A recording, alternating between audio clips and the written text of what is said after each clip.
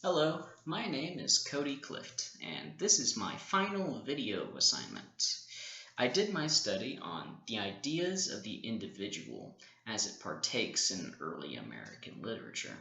To be more precise, how dominant the individualistic philosophy is ingrained into our said early American literature.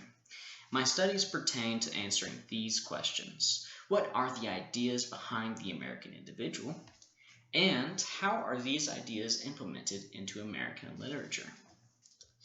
Through my research, I harkened back to our early assignments in our class, in particular on the debate between the philosophies of communitarianism and individualism. To briefly summarize that debate, does focusing on the community better the individual?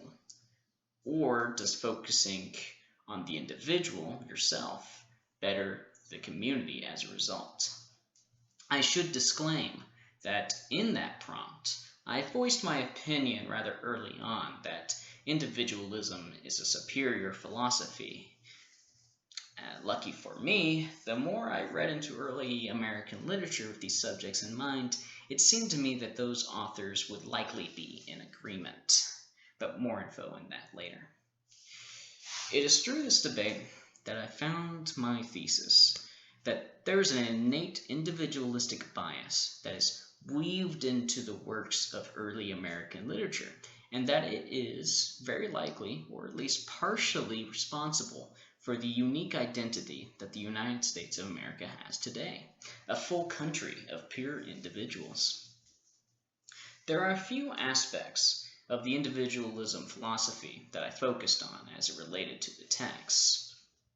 Though there are quite a few, certainly too much for me to list in its entirety, the main ones were self-reliance, having your own personal religious identity, personal responsibility, as an individual going out and breaking societal norms, and of course, having radical changes in politics, just you going out and changing the world. Keeping that in mind, I slowly, over the course of the research, saw that all these aspects added a new foundation to the study, that by having these features so dominant in our literature, it gave the United States its own literary identity. Two of the strongest proponents of individualism are Benjamin Franklin, with his virtues and his journey for moral perfection, as detailed in his autobiography, and of course, the writings of Henry David Thoreau, who grappled with this subject tightly in Walden or Life in the Woods, which is almost entirely about being self-reliant. With Benjamin Franklin, we get an esteemed look of individualistic literature in action. I described him as a guinea pig in his own experiment. The guinea pig in his own experiment. This man, who we often describe as the first American, which of course reinforces my point of the inheritedness of individualism in American literature, he spent a good portion of his literary career sharing his personal 13 virtues, which are, of course, temperance, silence, order, resolution, frugality, industry, sincerity, justice, moderation, cleanliness, tranquility, chastity, and humility. His goal to achieve moral perfection, or at least come very close to it, with the immense popularity that he had as a writer, I argue that these virtues, which call to the individual to fix themselves and not others, are embedded into our American identity, and as such, embedded individualism into our own culture. These virtues are unique, and an American made them, a highly regarded American at that, a very popular American. So of course they would be important to early Americans. The fact that they are individualistic in nature speaks volumes about individualism and how it is so ingrained into our American DNA. And Benjamin Franklin, he didn't push these on anyone. It was just himself sharing these. It's not pushed, which is all the more reason for its individualism. I didn't want to follow up the next point with yet another screed of political-ish writings, So instead, I elected to skip over David Thoreau. Though most of what he says reinforces my thesis, I wanted to show that the American identity in literature is more than just its philosophical works. So I demonstrated The Minister's Black Veil by Nathaniel Hawthorne. Not only does this short fictional story, which is wildly popular here in the States, show off the American identity in literature, but it also, like a lot of our literary classics, demonstrates individualism. In it, we have a character acting on his own accord. He's breaking societal norms. He's literally changing his religious identity, both uh, metaphorically and literally. And he's acting onto himself, for himself, and as a result, he betters his community.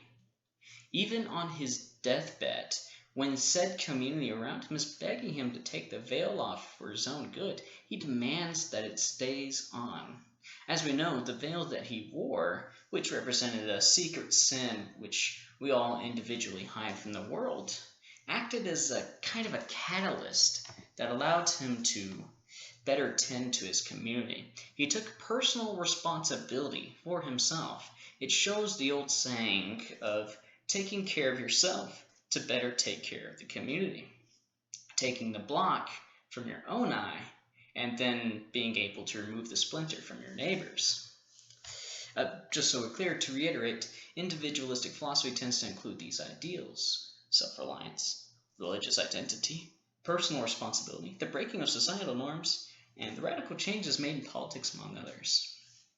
You kind of see all those in the short story now. Now, with those ideas in mind, who better to further represent these individualistic philosophies than Kate Chopin? Regardless of how we feel about politics now, there is no denying the influence of Kate Chopin had in America. Her literature, which promoted feminism, which, as I see it, back then could be seen not only as a form of a radical change in politics, as well as the idea that women can take personal responsibility for themselves, but also the breaking of societal norms, or social norms. A lot of her characters are shown to be very self-reliant and intelligent, but they are also occasionally oppressed by the current system. Needless to say, she had some novel ideas, but it was she herself that brought them to the forefront. Using her short story in the course of an hour, we can see the sense of freedom that she valued in her works and the tragedy that comes in order to achieve it, which I imagine at the time was a huge deal. But, of course, feminism was not only her only subject. As we saw with Desiree's Baby, she also tackled the status quo of race relations in America. Once all this is done, I also note the impact that Theodore Roosevelt, in his proclamations of individualism and collectivism, how he wished to bring the two together, while simultaneously admitting the founding fathers of the United States of America intended for individualism to be a key focus. His exact quote being to, quote, reconcile these two often competing values, the collectivist spirit of progressivism,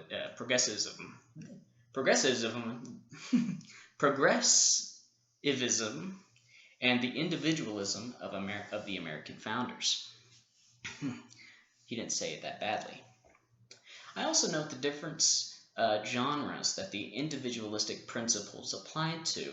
Most notably, the Gothic genre is well known for having an individualistic, though tragic, edge. Even with all its sour notes, however, it did unite Americans as individualism characteristically does.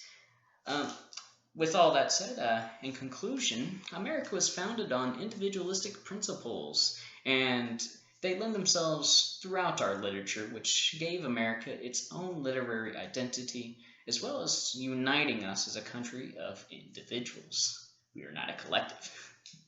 And that is all. Thank you for your time.